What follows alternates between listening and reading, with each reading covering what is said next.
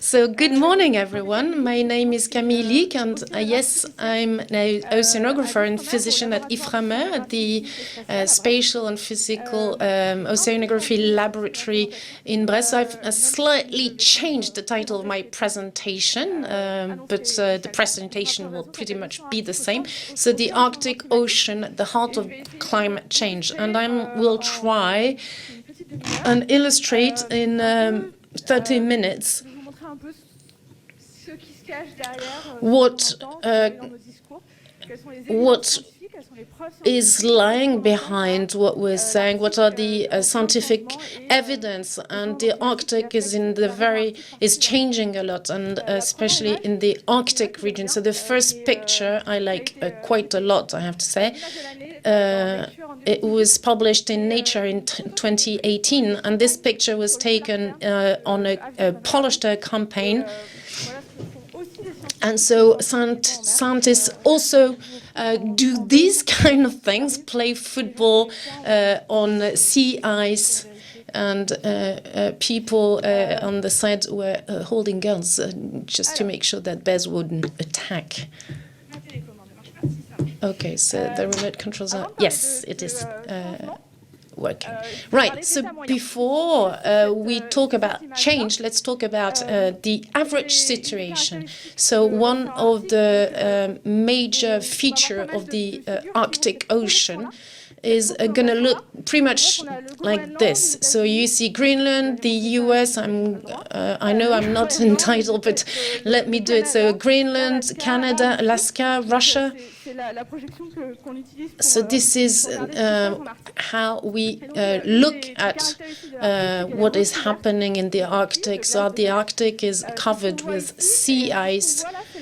And so what you see here is the average situation from the 1980s till now for March. So we're now talking about winter. So the sea ice is covering nearly the whole basin. And then during the summer, it's warmer, so the sea ice is reducing. So this is the average coverage of sea ice.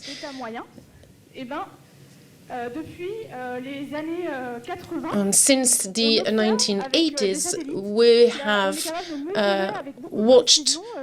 monitored with satellites the extension of sea ice.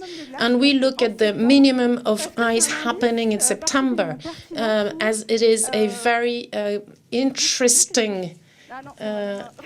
I move too much? No, right. So they're giving me a remote control. So this... criteria is very interesting to quantify and monitor the climate change. So what we want to see here is the in million of square kilometers the extension of sea ice. So I've chosen 1983 because I was born in 1983 in September. Well, the whole basin was covered with sea ice. Now, let's move quickly. 2001, this is when I had my baccalaureate. And so it had diminished, as you can see, but the whole basin was nearly the whole basin was covered in ice. And then 2010, it really started to reduce. And so part of the Arctic basin, here in particular in the Canadian part, this was ice-free during summer. Just to give you an idea,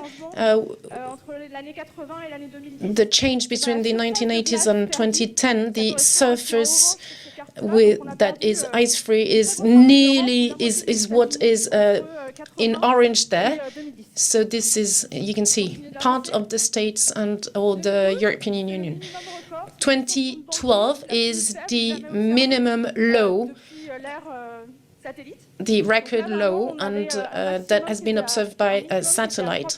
And so we had 3.5 million square kilometers, which was very different from the 7 million that we had in the 1980s. And so this is 2020.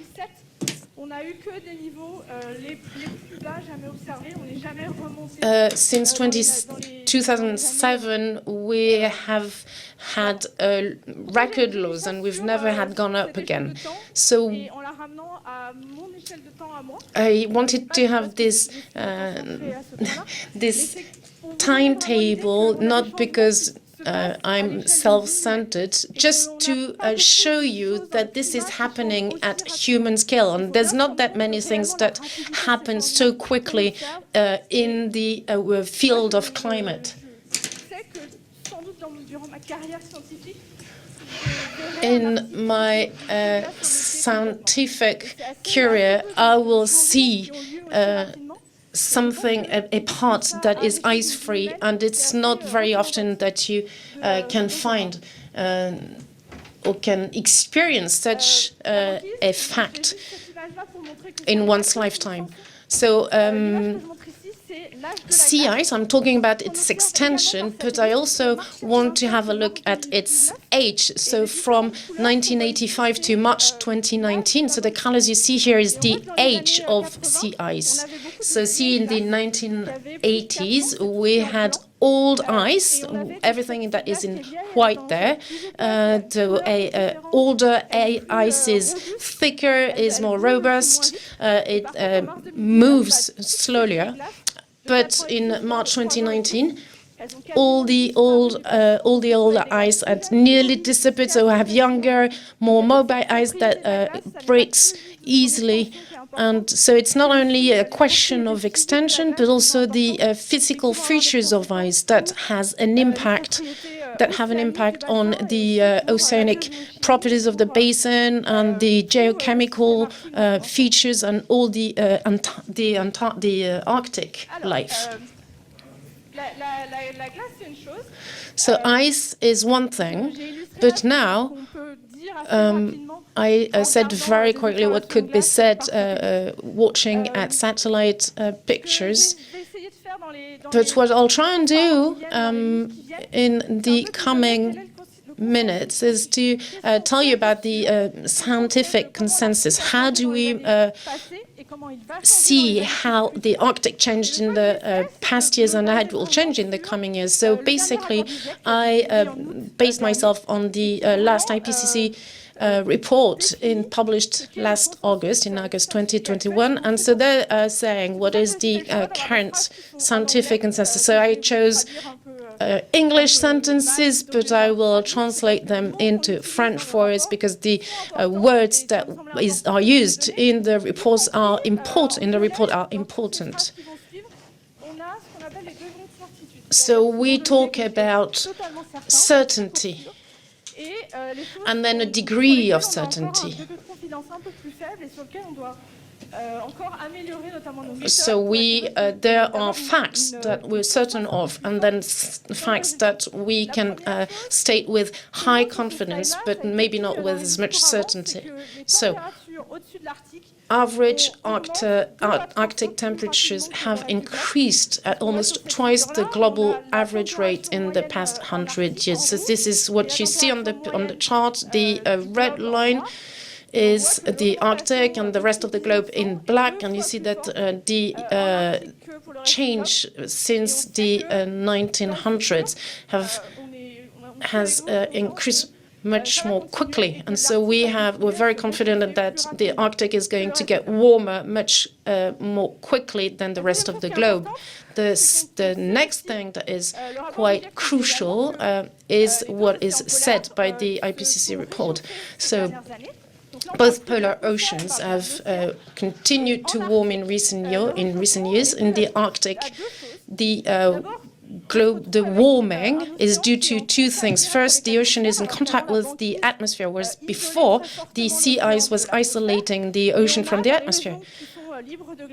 And so in free ice regions, the ocean has warmed nearly 0.5 degrees per decade. So from the 1980s to the years 2000, the warming is due to the atmosphere, but also the Arctic basin is also warming because of waters, because the waters are taken to the Arctic, and and they're going to warm up all the different layers of water. So the picture's not easy to understand, but Greenland's there, and we have Atlantic waters that are warmer because the Atlantic got warmer, and so this has a global impact, and it's going to get to all the different layers. So we have warmer temperatures in the deepest waters.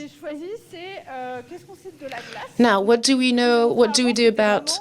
What do you know about ice? So I told you about what we observed with our satellites, but this is only for the past 40 years. So the IPCC report again says that the average Arctic sea ice has reached its lowest level since at least 1850. So this. So what we observe is in grey here. We see that we have very low figures for the past 1,400 years. And so see how quickly things changed in the past years as compared to what has been observed from the previous years. So now, what about the future? The IPCC says that the Arctic will be practically sea ice free, which means that the sea ice will cover less than 1 million square kilometers. So this is what we call sea ice free. And once we have considered the economic scenario and the socio-economic scenario with high emissions is probably leading to global warming. And the last thing I took from the IPCC report is that in both polar regions there is strong evidence of the ongoing impacts of climate change on terrestrial and freshwater species, on communities and ecosystems, and we know that these changes will also continue in the future. This is said with high confidence, with important feedbacks to climate. So this is not my specialty, but we have in the IPCC report this kind of pictures which state the situation for the various species in the Arctic. So from phytoplankton to sea ice to whales, polar bears, all these species will be impacted by the current climate change. And the IPCC report, they have quantified the impact, so either positive, neutral, or negative. And apart from for tourism, for marine tourism and phytoplankton, as there's more light on the ocean, so potentially we'll have an increase in the production of phytoplankton. Even if we still have to look into detail, but we'll see that all species will be negatively or neutrally impacted. So second part and last part, why is it quite crucial? We're talking about in this symposium about Europe and the poles. So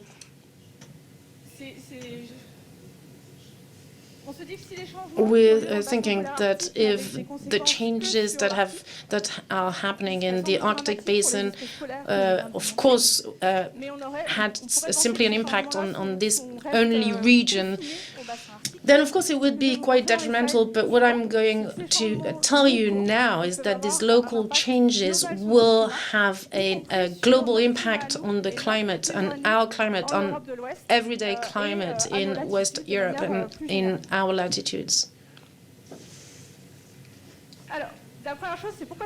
Right, so first, why is it important?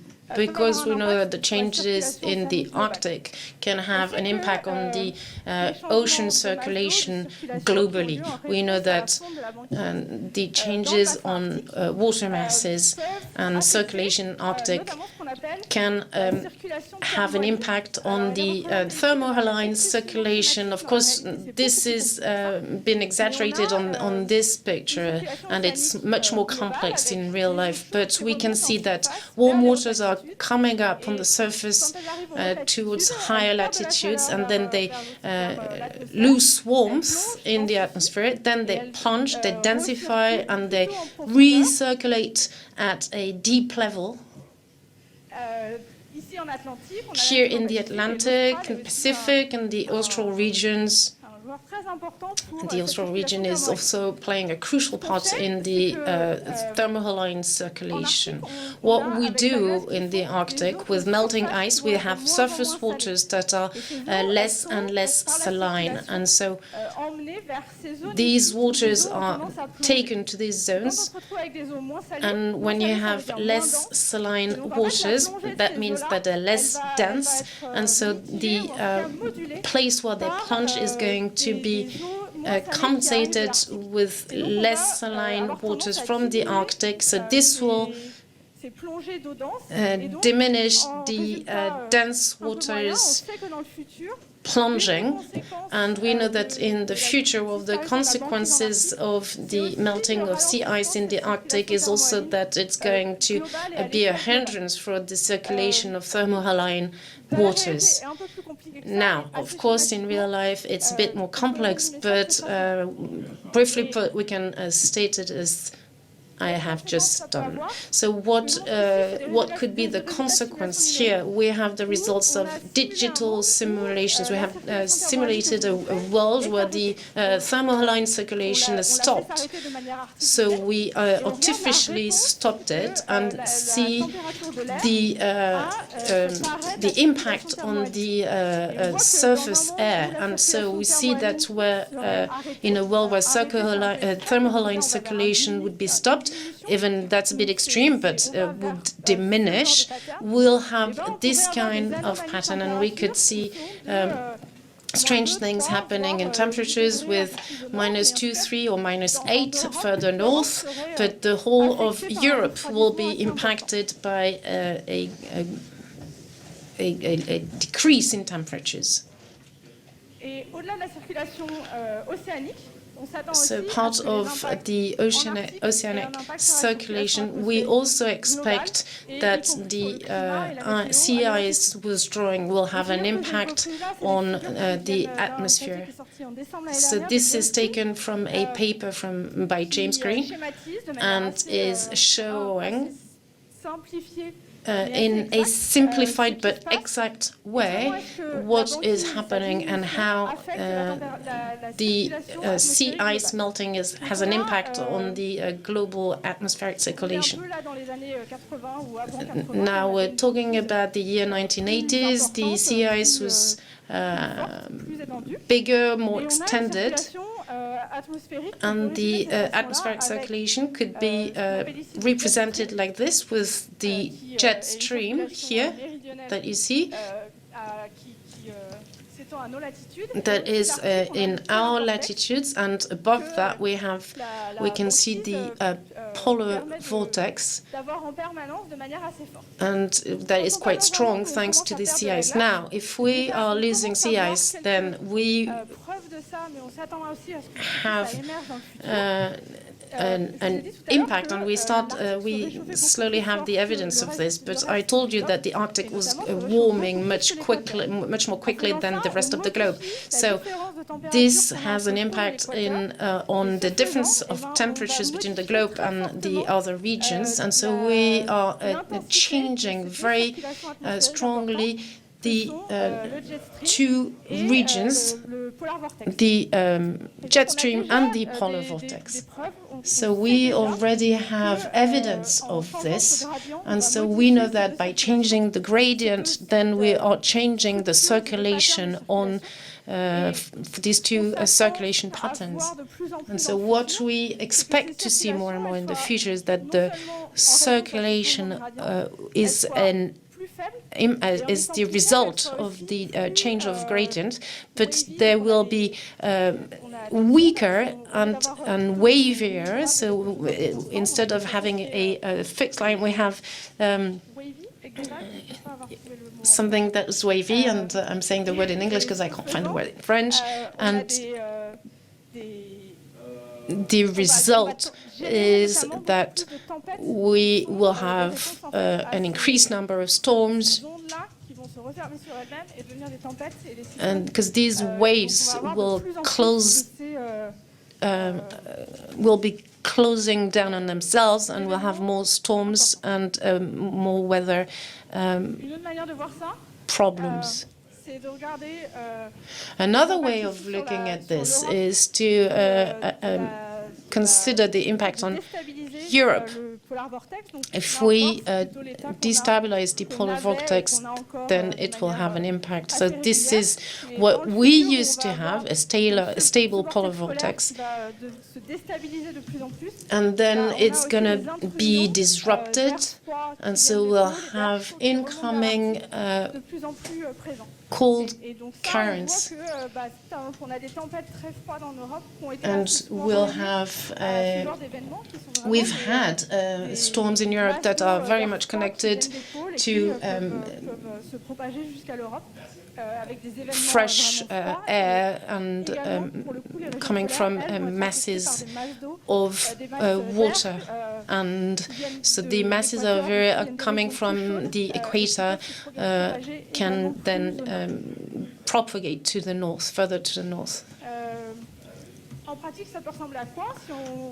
So practically speaking, we go back to digital simulations, and here we have